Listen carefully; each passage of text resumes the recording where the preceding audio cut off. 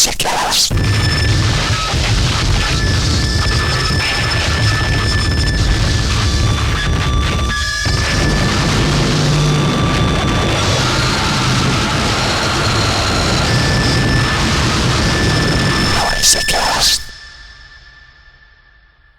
Noisecast episode 29.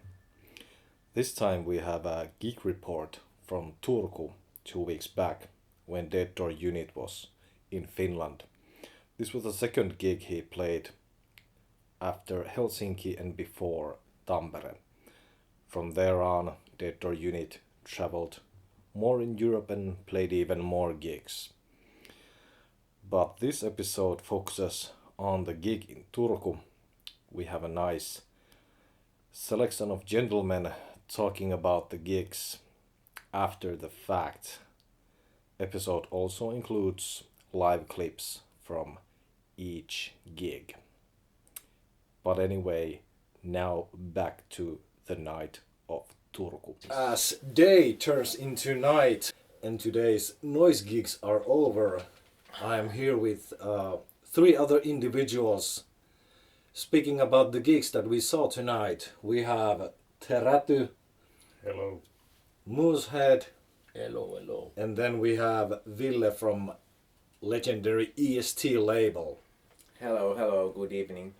I guess this kind of a common consensus is that tonight, especially strong gig night, we had 3 Finnish acts, 1 German and 1 from United States. So how about we start from the beginning? And the first act was Rautakymi. He's a relatively new Finnish guy in the scene, and I've seen him play at least 2 times before this one, and at least in my perspective, this was probably the most solid gig that I've seen. He just keeps going better and better all the time and becoming more confident on stage. How about you guys? It was solid for sure. I think I've seen him once before.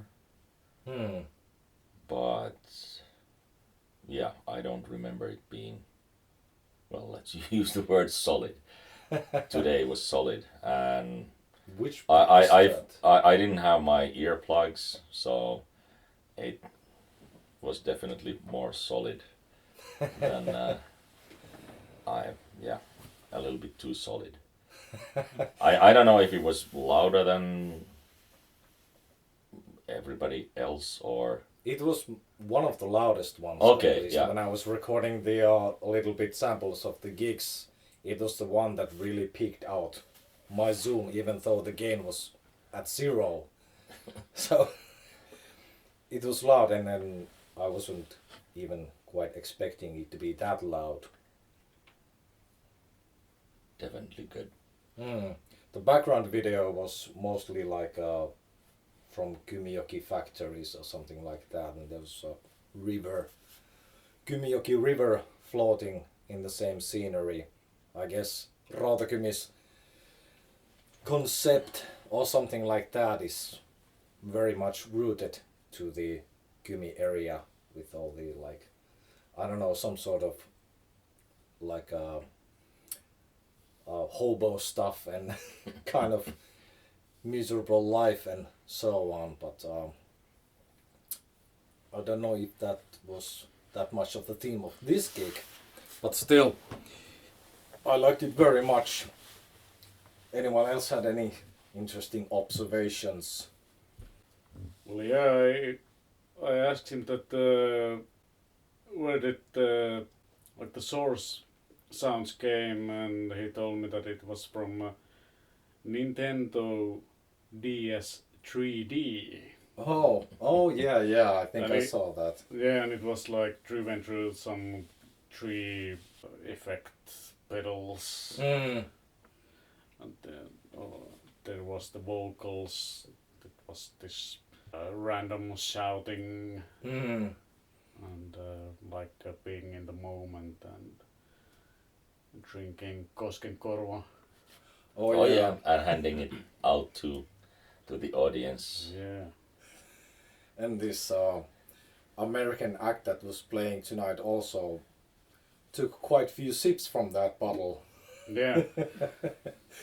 And I guess the expression on his face told everything about Koskenkorva, which is a quite legendary Finnish vodka, or can you call it vodka? Is this I guess you can. it's kind of, yeah, and there's this also this brew called Koskenkorva vodka, but there's some history of Koskenkorva that it first became on the Finnish market on 1953, and it's like the most common Finnish spirit brew or drink or hard liquor. Yeah, Yeah. yeah. Source of many stories Yeah. in this country. Some sad and some maybe even happy. Birds and deaths. Yeah, now that you mentioned that, using that Nintendo DS, because I think I've seen some other guys on abroad using that as well as a sound source. I wonder, did he have some sort of synth software running there or something like that? He told me, I asked him that what kind of program he used. It was like this Nintendo's like own program built inside of Nintendo. It's like almost similar to Chaos Pad or Huh, okay. something like Ooh. that. Well, I don't know how the Chaos Pad works, but it's pretty similar to that. Mm. He told me. I guess he was moving his finger on the screen or Yeah, something like yeah. that and creating effects of some sort. And then he had that like a, is it like a guitar amp head or something like that? That is his main instrument, so to speak. I think I saw that at least at the two other gigs that I've seen him play. But I'm no expert in that stuff, so can't say for sure. Yeah, for me, this was the first Rautakymi gig that I ever saw, and I liked it. I liked it much. Mm. I think it's a third or fourth gig personally that I've seen from Rautakymi, and I think this one was the first one without any like chunk metal or some True. contact mic'd sound source. Was purely I don't know what he was doing with this Nintendo synth and effect pedals and but really solid good old harsh noise. Yeah. Yeah, I think he's developing his live set clearly since the first times he was playing live. Yeah, I think the first gig that I saw, he was, at least to my eyes, a little bit maybe nervous, but now it was much more confident, which also was present in the sound.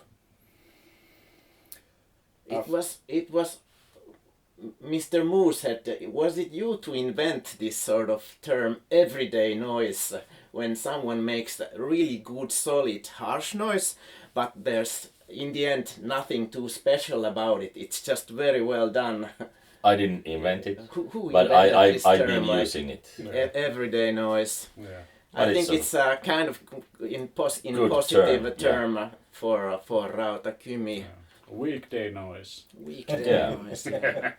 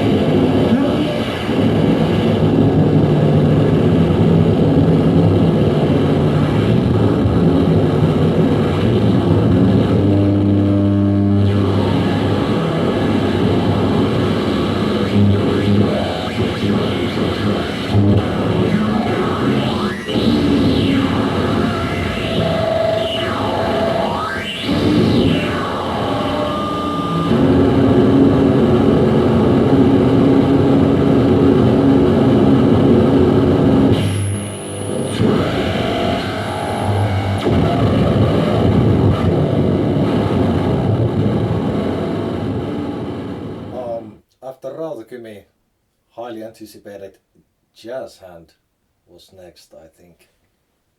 Yes. He played quite recently in United States, in New York, and Like a week ago. yeah, Yeah. and according to him that gig went okay-ish, but he wasn't that satisfied with it, some malfunction with his tape player. But I guess now he got his revenge. Definitely nothing was malfunctioning, or if there was something malfunctioning, he hid it like a pro, because it sounded very. It just flowed naturally. Yeah, well constructed. Yes. And the background video was interesting because it was kind of complete opposite of what Rautakymi had, like factories and this really brutal imagery, and then Jazzhand had mostly nature and paintings and stuff like that. I guess the intended flow for the gig was change of seasons from, I think it started from summer and then there was Oh yeah, there was autumn winter and definitely. winter, and yeah.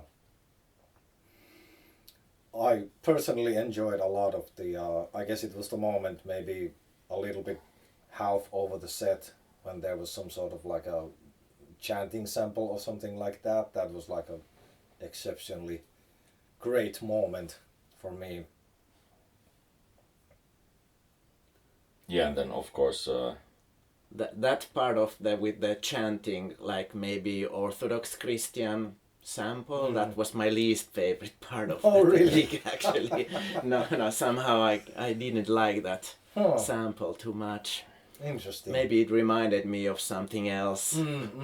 Yeah. But I'm a big fan of Jazzhand in general. I Same. really love that approach he has on the sound. I wouldn't even call it noise music. It's more this kind of analog lo-fi collage music. Really kind of flowing sound, warm and kind of nice, cozy atmosphere. And here in Finland, we don't have that many artists who has this type of approach that Jazzhand has, and it's really refreshing to hear such a type stuff. I guess harsh noise is too popular in Finland. We are flooded with so good harsh noise here. Yeah. Well, yeah, I personally liked it. It was definitely like the highlight of the evening. I thought the flow of the sounds and like how the set was built and all the sounds came together, and there was still this like few pedal noise. Sometimes he turned the pedal just a little bit like making these small effects. The background video and the like overall approach wasn't too like far from Rautakymi's video. Jazzhand's video was like more close shots from the leaves and trees and like paintings and snow. Yeah. But it was really good and sound was really good, like coming through a good PA, and his stage presence was like really confident and taking all the woolly socks and representing let's them. not forget the socks. Yeah, representing them in like this Manowar way, and yeah, it was Some sort of statement from the artist, maybe Yeah. that to pose. yeah. In the end of the gig, he was posing with the knitted wool socks, Yeah. Yeah, in his holding hands. them in his hand. Well, And pointing middle finger to the west. Yeah. Yeah, well, because there was noise coming from the other garage. Yeah, and and that wasn't like harsh noise. it was just some really shitty music. Yeah. Wrong kind of noise. I don't know if he wants to associate his project with the so-called woolsock noise scene. Because I wouldn't put him there. I associate his music more from like about 20 years ago. There was this period, especially in United States, maybe from 2005 to 2012 maybe. There was a lot of these small edition tapes, like really tiny editions, this kind of lo-fi experimental music, and they were advertised in some sort of internet forums of that time, and really those followers were like hitting the PayPal button and the editions sold out in few hours, so it was actually really hard to get those tapes or even to listen to them anywhere. And there were so many releases. I associate his approach to the sound more into this specific period in 20-15 years ago. Maybe it's just me, but Yeah, and I think with woolsock noise, if you talk about the genre itself, I think it kind of describes, of course, the sound, but I think Jazzhand, because he uses quite a lot of samples from like actual real life, to me Jazzhand has always seemed like this snippets from life wherever in the world he is at the moment. And woolsock noise, on other hand, is more like manipulating the sound itself, like creating noise and having this certain like feel to it. But I think Jazzhand is more, like you said, collage music. So in that sense, yeah, I wouldn't either put him in the woolsock noise. Yeah, no, we're like overall, it's like the Jazzhand.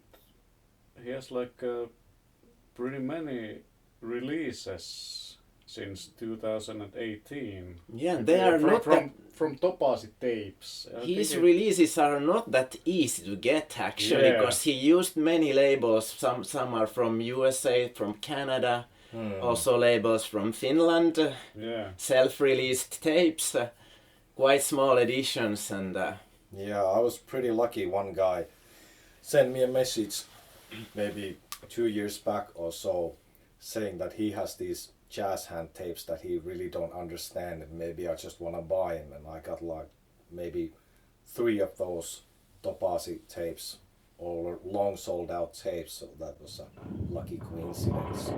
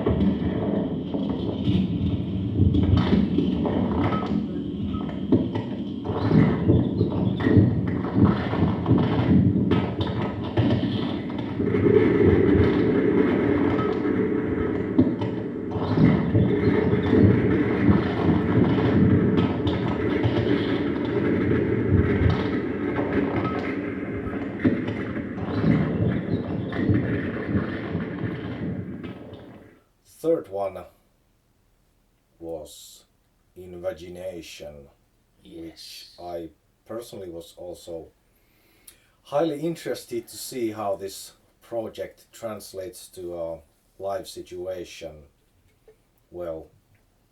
It was the debut live yeah. gig. I guess not For the all the project. listeners know the project, but surely everybody knows the person behind this project. Yeah. Yeah, it was not his first time on stage. Yeah. Well, at least for me, it seemed like at least the first part of the set was plagued by some sort of malfunction. I'm not sure, but it kind of seemed that there was a little bit of like finding the sound phase, or maybe not. I think that was the case. I talked with the artist after the gig, and he kind of confirmed that half of the set went as he planned, and other half was, in his opinion, like little bit so and so was searching for a right sound and had partially some problems with the contact mics that got loose and didn't work until he attached them back to the source. But it didn't matter. It gave that feeling of Danger. a little bit feeling of danger, and then he fixed them. He understood, oops, and fixed it, and then it went back on track. Yeah, it was like the perfect example of the noise that 50% of the gig is like I know what I'm doing, and the 50% is like trying to figure it out. Try to figure it out that what am I doing? Yeah, it's like sorting out sorting out problems. Yeah. Yeah. But it was really, once again, really solid set from my opinion, and it was like fun to. Well, it was fun to watch somebody like who knows what he's doing, but still, the part of the charm in the gig was that there was these problems. Yeah, it was not like. Definitely Yeah. the imperfection Yeah. gives the final golden crown somehow. And it was interesting also to see like so much like action on stage that I usually don't see from him, like during grunt gigs or something like that. But now there was like this certain, he was being busy there, like going there and going there and like figuring out, and then finally when the sound, I guess, hit the sweet spot, and then just like purely enjoying the sound visibly.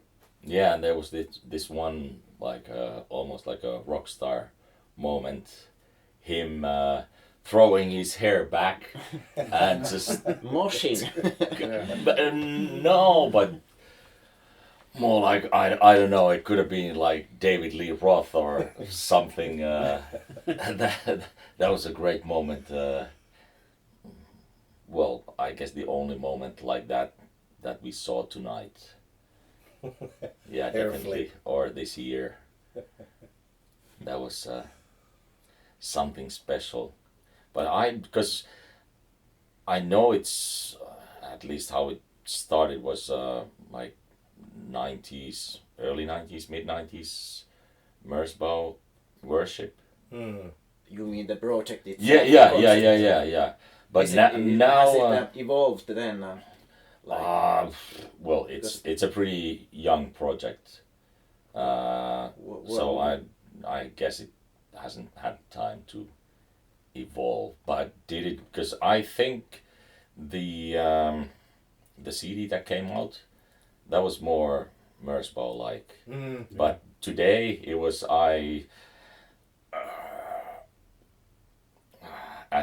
at times, yeah, but it was not.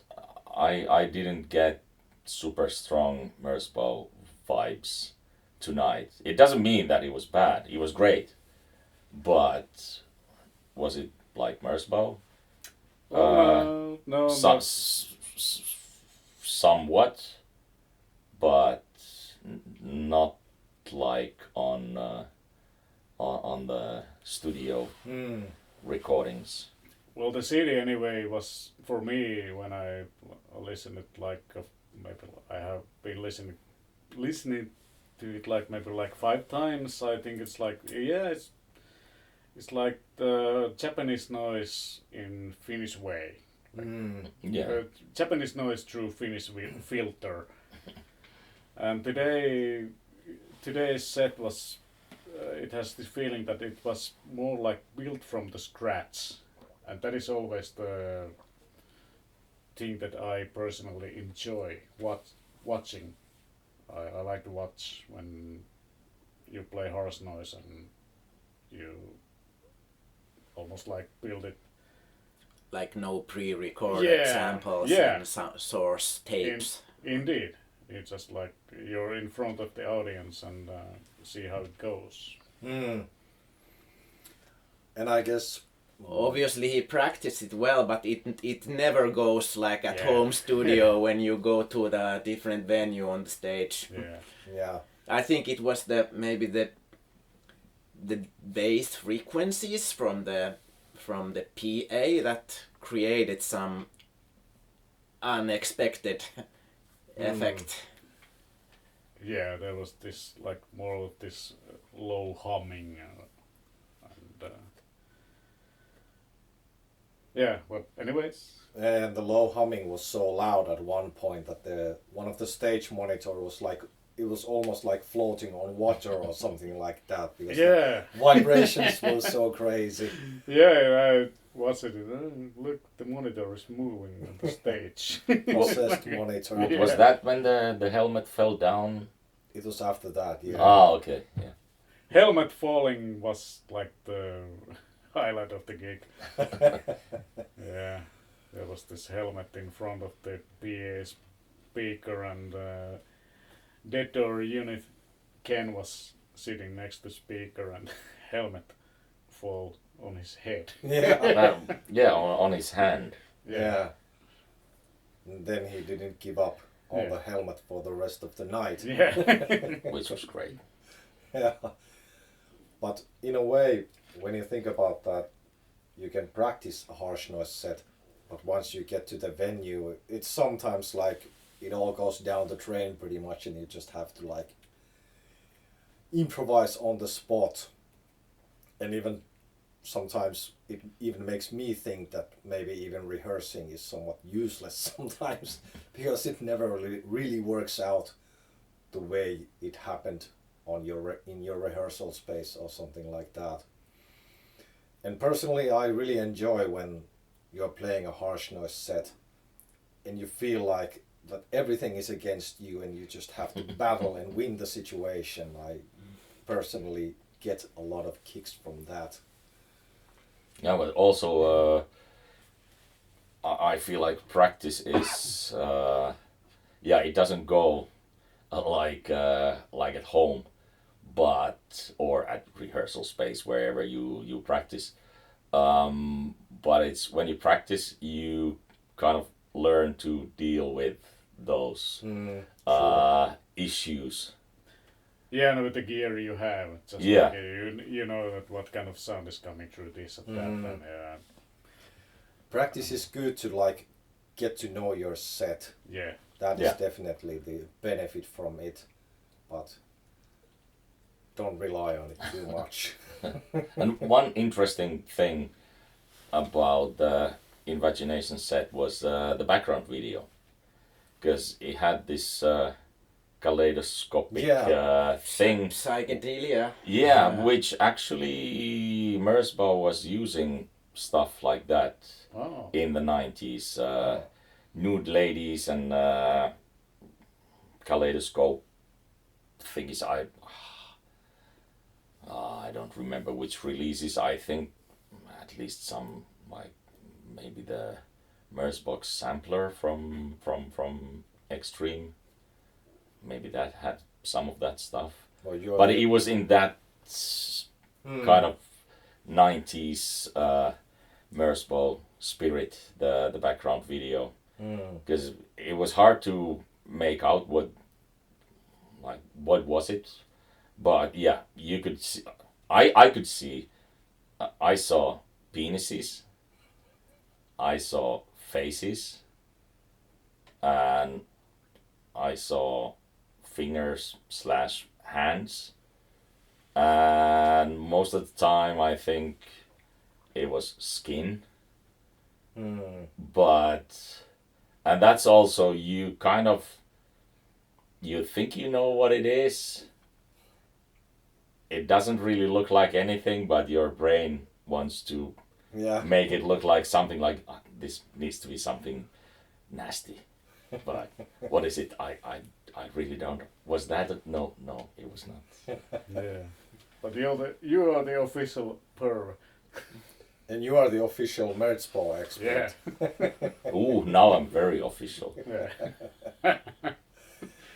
Yeah, I kind of watched the background video a little bit on the beginning of the set, but then I guess the happenings on stage kind of stole my attention and I was just observing the situation. But yeah, but anyways, I have to add that the Invagination text in top of the background video, it was like really 70s style. Yeah. Like the colors and The font. Yeah. It was classy and stylish. Yeah, very nice looking. Yeah. Yeah, like proper 60s, 70s exploitation movies. Yeah.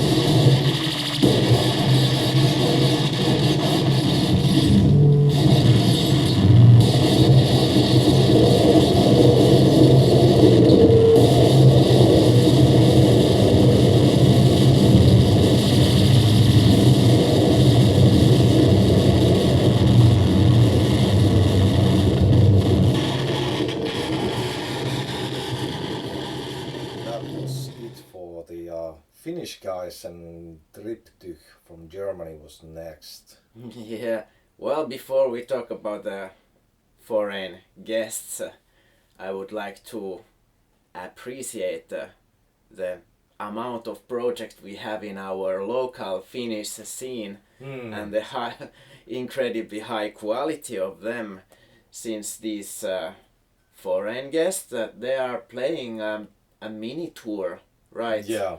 And we are now talking about the gig that happened in Turku on Saturday, and yesterday these guys were playing in Helsinki, right? Yeah. Yes. And then tomorrow they play again in Tampere. Yeah, so it's 3 gigs, and like we are just throwing excellent warm-up bands like it was nothing. Like each night has different Finnish warm-up bands, and Like it's every night different bands. That is true. I would just like to appreciate this, that it's just crazy.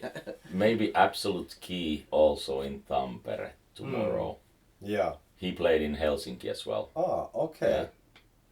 But anyway, you got Yeah, my but point, anyway, yes, point yes, that, yes. Yeah. Yeah, we are waiting for more foreigners to come to play, so we can also play ourselves with our own project as a so-called warm-up bands. Yeah. Yeah, it's sometimes maybe when I've talked with foreign guys who come to play here, it's a little bit even intimidating sometimes because they know that there's gonna be some great Finnish project playing before them, something like Moosehead or stuff like that. So Or like today, like after Invagination, it was time for Tryptich. yeah, it's not an easy stage to take. No. Well, if you are too afraid to be the main act of the night, you can play at first too. The most popular slot. I want to be the first one to play tonight. No, I want to play first. No. At least I don't want to play the last. Then it's like You want to play first only if you want to drink. so that's you always Moosehead starting the evening. Yeah, I don't have to have the agonizing wait. Like I have to watch my drinking. But anyway, Tryptich was. I have like small recollections of their tape, but not like really strong ones. So I basically walked blind to see them tonight, and at least in my perspective, I was not disappointed.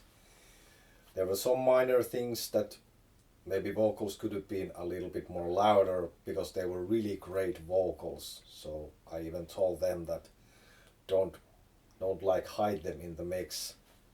They deserve to be louder. And I don't think they were hiding on purpose. I think it was just like mixer mishaps and probably a pedal off that was supposed to be on, something like that. Because at some points it was like he was screaming his head off, Yeah. and you couldn't hear any of that. So I think that was not the idea. Yeah, I think that the other guy was in charge of the mixer. Yeah, Mostly that. the mixer master. Mixer master, and when the vocalist shouted, the other guy wasn't aware that he was shouting. When he was aware that okay, now he's shouting, he turned up his volumes, and the vocals were like phenomenal. Yeah. They're fucking great. Reminded me of like Integrity's Tweet Hellion, like really aggressive, straight up like shouted. Yeah. It was powerful and good deliverance with the vocals. But anyway, yeah, it was good. This project being quite straightforward power electronics, they had more gear, more effects, and I don't know what, all kind of caskets. A lot of them, like 2 times more than anyone else playing tonight. So I was watching this gear before the gig, and I had this sense of danger that let's see how easy it will be to control all this, I don't know, 15 different effect pedals. It's quite a lot to handle.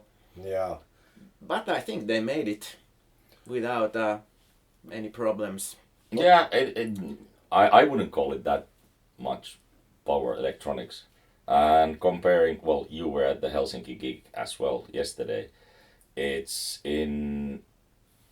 I felt that in Helsinki they maybe had more issues. It was slightly more chaotic maybe. But in my mind it only made it better. The little bit of chaos and danger. But in Helsinki I felt it was less power electronicsy. Today it was more. But still I think most of it was not not really power electronics. There was like a huge wall of noise a lot of time. At least But yeah, of course, when you have like aggressive shouted vocals, well, I guess first thing that comes to mind is it power translates electronics. to, Yeah. and the sound was super thick. There was like this really dense layer of sound, and some at times maybe towards the end there was a little bit more of the scrap metal sound, and then the vocals really pushed through, and that was like a really highly enjoyable moment. And really fitting for live, because at Yeah. home listening you can't have that thick sound very easily, unless you want to piss off your neighbors a lot. And and like you said, good live. It also it was active. Both guys were, especially in the end when it was junk metal was being abused more aggressively, and the vocals. So both guys were being very, very active, producing sound. So it was really good for a live setting when it's not just one guy, I don't playing Minesweeper on a Mac. Well, Minesweeper would be maybe for Windows, but anyway, not just nothing happening. This was quite the opposite. A lot very happening. active. Yes. Yeah. But you have made a, you have split with Tryptich. Yes, The tape. I do. Yes. Yeah. I think I have that. Lucky me. Yeah. Yeah. I think I have that too, but it's been a while since I listened it last time. Yeah. Have to give it a spin tomorrow and Yeah. refresh some memories and reflect on this gig. Yeah, it's not very power electronicsy. But tonight was. Yeah.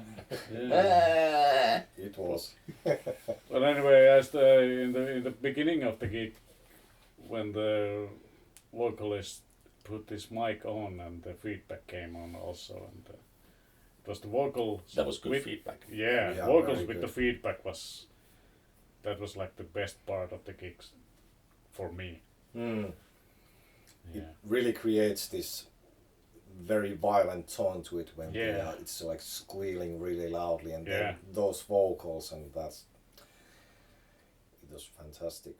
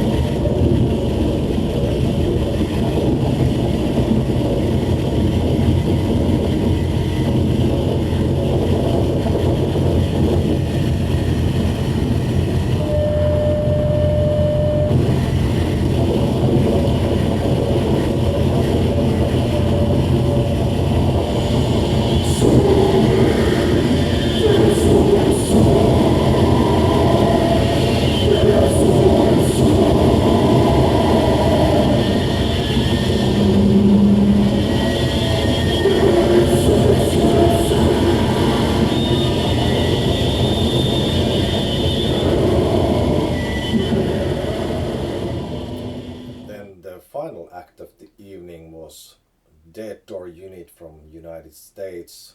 Second gig here in Finland. It was, I would say, different than the other acts this evening. Had a interesting approach, at least for my ears. It was a little bit of broken noise, some harsh noise, and then there was some even vocal work and lots of things happening during that set time. Yeah, and besides jazz hands, this was the most tape noise gig of the evening. He was handling these two tape recorders and changing the tapes and Yeah, and a 4-track, 4-track, which was not working in Helsinki. yeah, So it was kindly revived by you. a different kind of gig compared to Helsinki. Helsinki was good, but a bit uneven. And I guess the 4-track maybe was supposed to be kind of like a backbone for the whole thing. And that not happening in Helsinki changed it. Well, not completely, but a lot. But here, it was more in balance. There were many different kinds of parts. This tape, mulch, and vocals, scrap metal, bottles, Koskenkorva, empty. It was kind of a split kick between the first part of being seated down and carefully manipulating the tapes and playing the 4-tracker, and then kind of stood up, and then the more physical part of the gig started to take place. And I guess at some point he even got this bag of empty wine bottles. Yeah, he left from the audience. some loop running, and then he disappeared into the audience and came back with a bag full of empty wine, liquor bottles. Yeah. And those make a sound as well. Yeah. Yeah, that was the ending part of the set. The beginning of the end. But in the middle of the set there was this quite intense kind of cut-up style of playing, when he was rapidly changing the sound source, and the sound was changing from something to completely another in 1 second, and it gives you this cut-up feeling.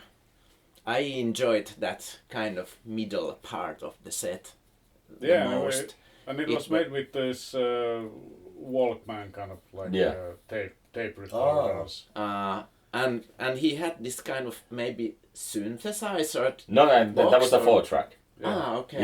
Yeah. With all those mini switches that. Because you have a volume control for each track. So I think he was just going from 0 to 10.